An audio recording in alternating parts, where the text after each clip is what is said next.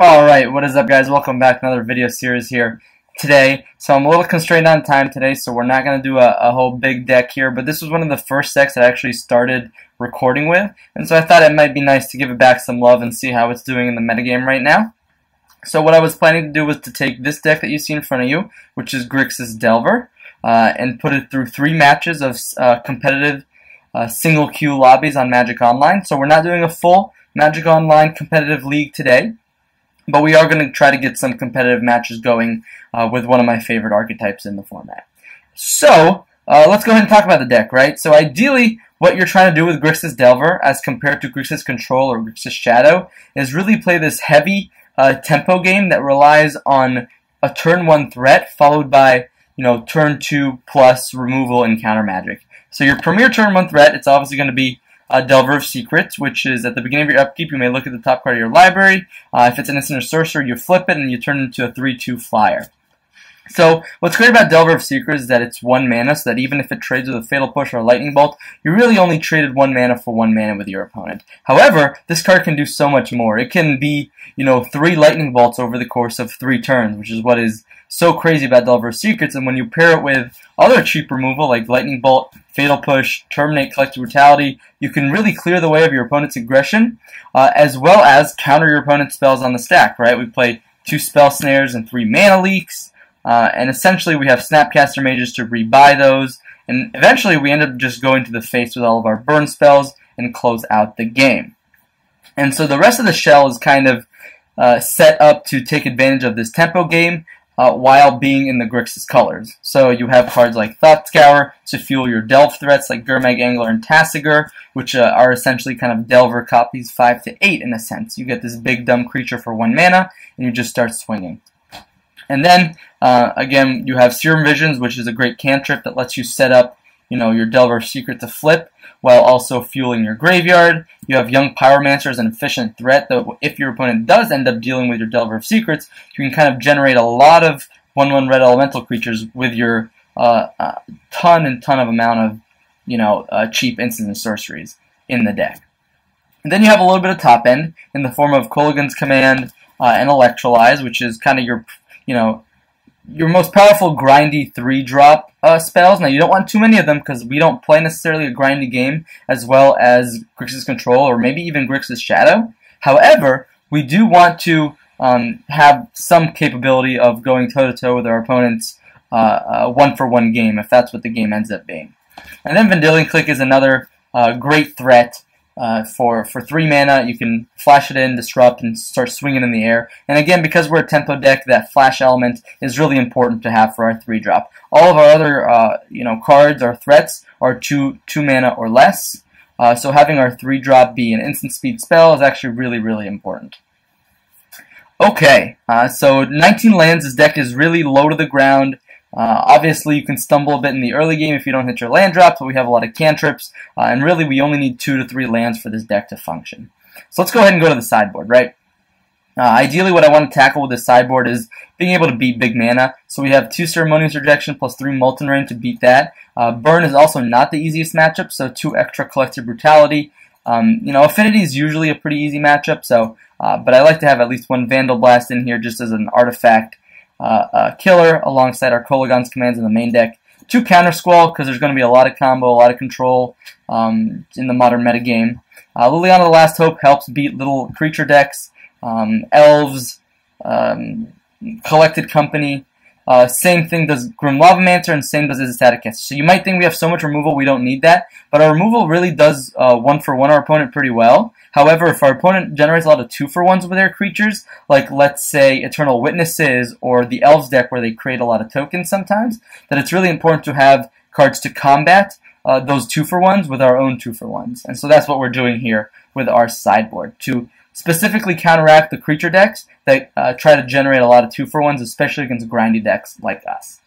Okay, so that was a quick rundown of the Grixis Delver. Again, I don't want to go on too long with this deck tech, so go ahead and stay tuned for the next match coming up here. It'll be the first match in a single queue competitive lobby. It'll be the first of 3 coming up in just a second. I will see you all very soon. Alright, what's up my friends? Welcome to the first match here with Grixis Delver. We won the die roll, and yeah, let's go ahead and play first. Definitely what we want for a deck like this. And, well, no turn 1 threat in the form of Delver of Secrets, but hey, we got plenty of lands, plenty of counter magic, and some removal. So the question is, do we want to fetch Shock here? I don't think so. I think we want to go ahead and, especially in the dark, let's just go ahead and fetch up an island and see where it takes us. Our hand is pretty blue heavy, so I don't feel too bad about, getting an island here. So let's just go ahead and Serum Visions. So we have a third land. We also have a Delver of Secrets. So considering that we know we won't flip our Delver of Secrets next turn, there's an argument for not necessarily playing it or keeping it on top this way. I think we do want to hit our third land though, so I might go ahead and go top, and that way we don't have to shuffle away our Delver with our Blood Crypt. We can go ahead and keep up Mana Leak, and we'll see what we're up against here. Generally, most things in Modern have a turn 1 play. Our opponent, unfortunately, does not. So we'll go ahead and Shock here, because what's great is going to be that now that we hold up Mana Leak, and next turn we can hold up Delver of Secrets plus Mana Leak, and we can save this fetch as a pseudo scry for the Delver of Secrets. Steel Overseer. With all these Fatal Pushes, I'm more inclined to save the Mana Leaks, so I'm going to go ahead and just Fatal Push that. Might be incorrect to do so, but if our opponent has a bit of a slow hand here with Affinity, then it might mean they kept the hand with things like Master of Ethereum or Etched Champion, and those are the cards that we really want to counter. So let's go ahead and set a stop on our own upkeep here. Whoa, okay. This could be some sort of, Hardened Scales deck. I think I'm actually going to go ahead and counter that. I think that's really threatening.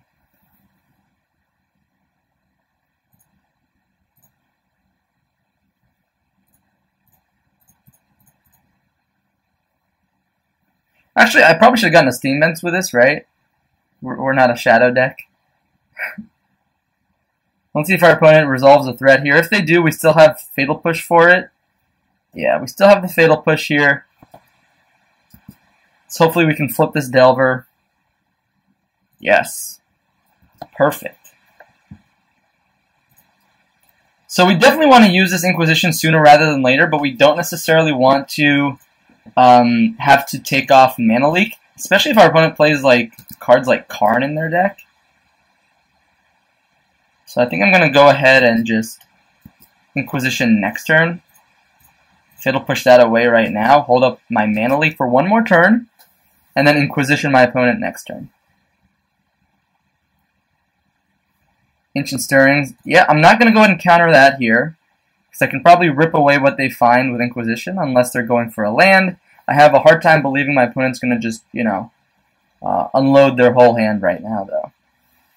So this is like the green Ancient Stirrings Hardened Scales deck with a bunch of artifacts, counter cards that are important for counters.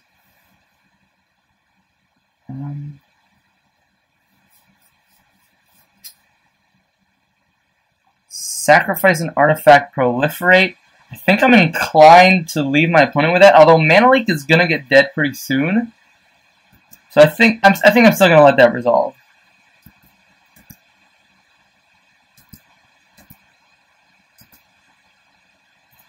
So here, let's go ahead and lead on Inquisition. See what my opponent is sitting on here. Interesting. If we take the Arcbound Ravager, they can't pay for Mana Leak. Sorry, if we take the Hanger back, then we can't pay. The opponent can pay for Mana Leak with the Arcbound Ravager. I think regardless, Arcbound Ravager is the take. But if we leave them with Hanger back, they might be inclined to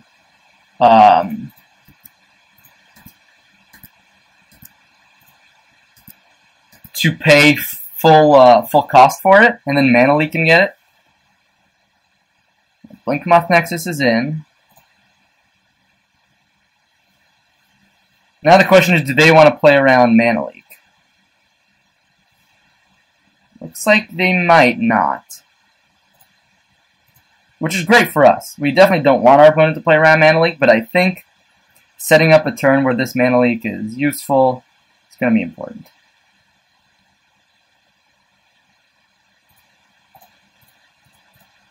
Yeah, just snap that off right away. So our opponent has one unknown in hand.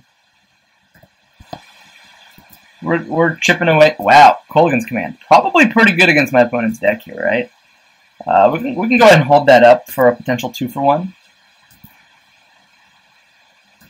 So again, we're just chipping away here, countering our opponent's spells, killing our opponent's creatures, and out-tempoing them.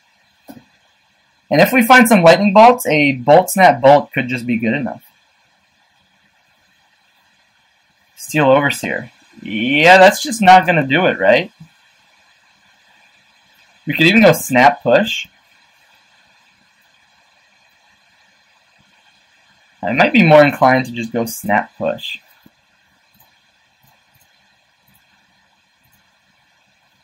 That'll get another creature in play. If they want to start blocking with... Come on. There we go. If they want to start blocking, then we're in a really good spot, right?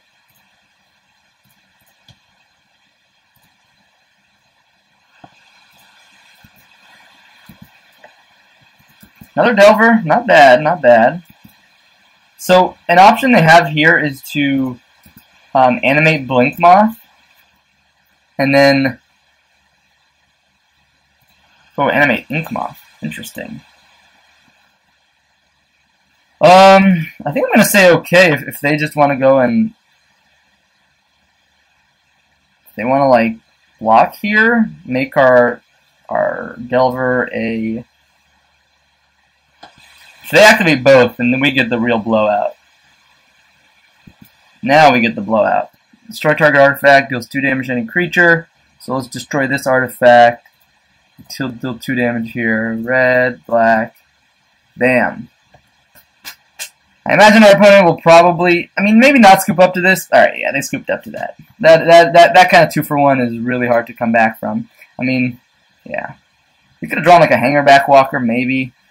But against this deck, I think Izzet Staticaster is okay. Grim Lavamancer seems great. Vandal Blast seems great. Bullion the Last Hope might be okay. Ceremonious Rejection is probably good. Collective Brutality, even though it does kill their stuff, it's at a pretty bad rate. And Molten Rain, even though it kills manlands, is pretty bad too. Counter Squall does hit like Karn and some of their like spells that go off, but I don't think it's worth it. So let's go ahead and cut our Brutality. Definitely not what we want for this matchup. We probably want to keep our removal base here, as that disruptive element is pretty good. Electrolyze seems like it might be okay against my opponent. Click could be okay as well. We have a lot to bring in here though, so let's consider how we want to do this. Definitely want the Staticasters. Definitely want the Lavamans. Definitely want the Rejections. We could cut some number of Mana Leaks, as our opponent's deck is pretty low to the ground and it's going to be a pretty bad top deck.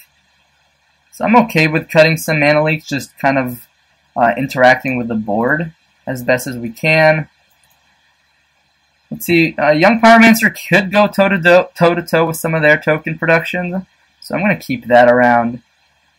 Spell Snare seems great in this matchup. They have a lot of 2s. Terminate might actually not be super great here. Electrolyze, I mean, they have a lot of X1s, so I think Click might not be great against like Hangerback Walker, so let's go ahead and cut the Click. And the question is, are we outgrinding the opponent with these Young Pyromancers, or are we just going to go and play the tempo game? I think we're not. We are cutting a lot of threats here, but I think that's okay. Let's go ahead and say submit here. Got a lot of nice 3s.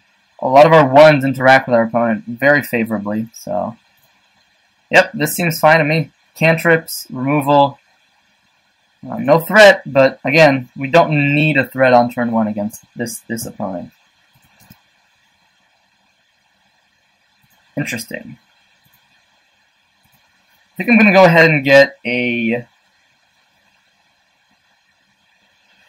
Watery Grave here. I could get a Steam Vents. Actually, I think I'll just get Watery Grave. It also means that if we don't want to commit to like a Tassigir line next turn, Wow, those are all great. I'm going to bottom the Electrolyze, but top the Lightning Bolt. It means that if we don't want to commit to Tasker next turn, we can like Fatal Push plus a cantrip. Shaper Sanctuary. That seems really good here. That does seem great. We don't have much of an answer to that. So I'm going to go and hold up Ceremonious Rejection this turn, which means I'm probably not casting... Oh, sorry. Hold up Ceremonious Rejection. Yeah, so we're going to hold up these two cards. Ceremonious Rejection and Thought Scour. We don't actually have an answer for that, do we? Could be a little bit of a problem, huh? Oh boy. Alright. Let's buckle in here.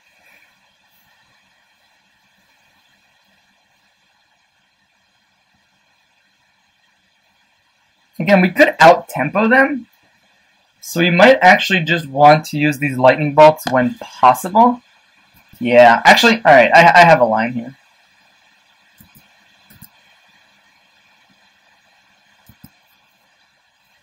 So we're going to want to get the steam vents right now so that we don't Thought Scour both of our steam vents away. We're going to want to Thought Scour ourselves. Just go ahead and bolt that. Next turn we'll be able to play Tassiger with Ceremonious Rejection backup. And yeah, our opponent draws a card here. Eventually these 2-for-1s might catch up with us. Interesting.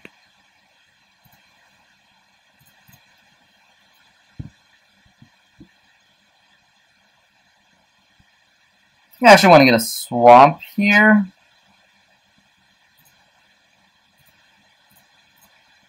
Go ahead and Serum Visions, set up a little bit. Ooh, Delver of Secrets. That's definitely a card I want. 1, 2, 3, 4, 5. Alright. We have a Tasker in play. We're holding up Rejection. Next turn, we can go ahead and Inquisition, plus play Delver, plus hold up Fatal Push. Again, we're going to try to out-tempo our opponent as best as possible here. Hardened Scales is not something we're going to... Arcbound Worker. That seems fine to me. It's just a 1/1, right? I'm more afraid of... Yeah, I'm more afraid of a card like that.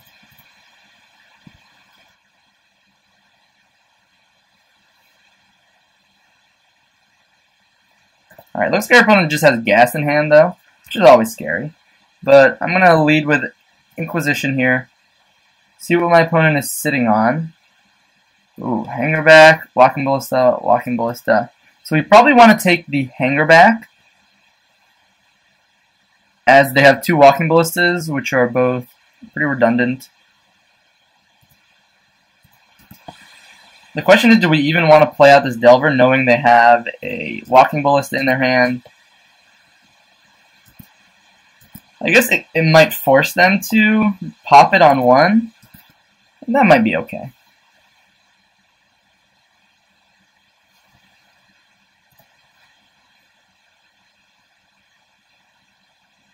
Steel Overseer. Sure. Wow, this might mean that I can get my creature out of range soon. Yeah, I definitely want to kill the Steel Overseer here. Obviously, it draws my opponent a card off of the Shaper Sanctuary.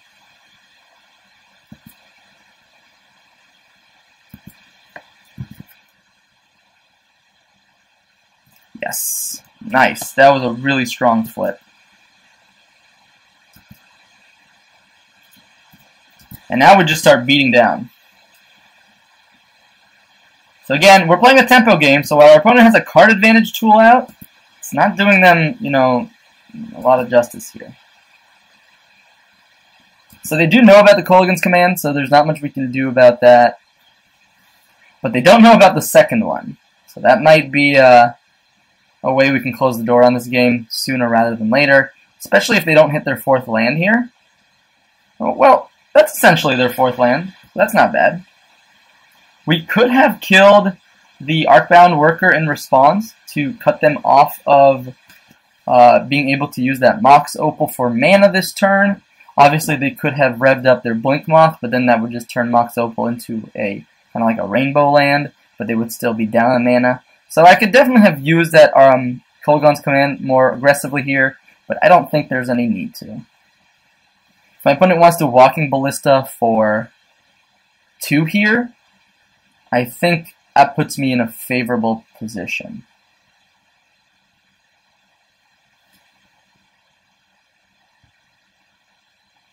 One, two. Green, white. It's always kind of scary. They could just be floating using random colors. 3 mana, huh? What do you got for me? Blink Moth? Why would they do that?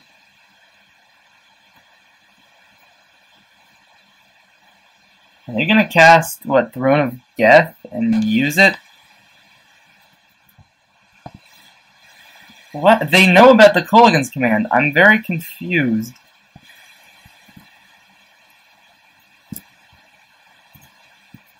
We'll do destroy target artifact.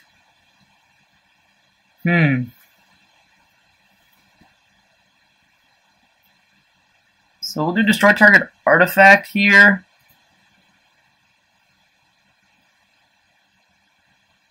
And deal them 2 damage. So that means they get counters on the Blink Moth, which is fine. And they do draw 2 cards off of the Shaper Sanctuary, but yeah, I'm not quite sure what my opponent thought was going to happen there, considering they saw the Kolaghan's Command, but generally that seemed like a good matchup anyways for us. We were in a good position, and as you saw, we played the tempo game instead of the card advantage game. That's the difference here with Grixis Control to Grixis Delver. We go ahead and out-tempo our opponent and just start beating face while we're ahead on, board state, but maybe not ahead on cards. So that's the goal of tempo here. Anyways, that was the first match here with Grixis Delver. Hope you enjoyed it, and stay tuned for another one coming up in just a second.